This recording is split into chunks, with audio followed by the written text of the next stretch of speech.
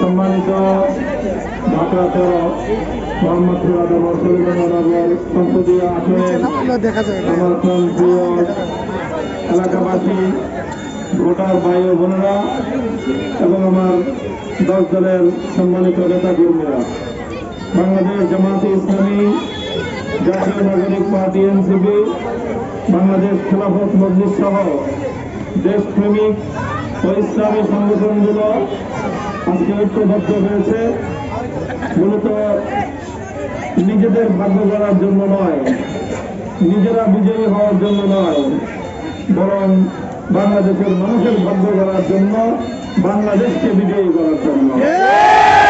ইনশাআল্লাহ আল্লাহ পাকের রহমত যদি আমাদের সাথে থাকে এবং ইনশাআল্লাহ থাকবে, আমরা নতুন বাংলাদেশ গড়ে তুলব ইনশাআল্লাহ। জুলাই বিপ্লবের চেতনায় বৈষম্যহীন বাংলাদেশ আমরা দেশবাসীকে উপহার দেব ইনশাআল্লাহ।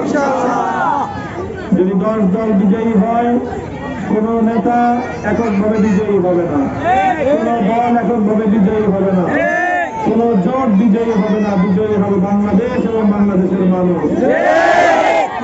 তাই আমরা ওদেরকে আহ্বান জানাচ্ছি, বিশেষ করে আমাদের ঢাকা 13 মোহাম্মদপুর আসনে সকল রাজনৈতিক দল, মত, পথের, ধর্ম, বর্ণ নির্বিশেষে সর্বশ্রেণী সর্বপেশার মানুষ আজকে ঐক্যবদ্ধ হয়েছে।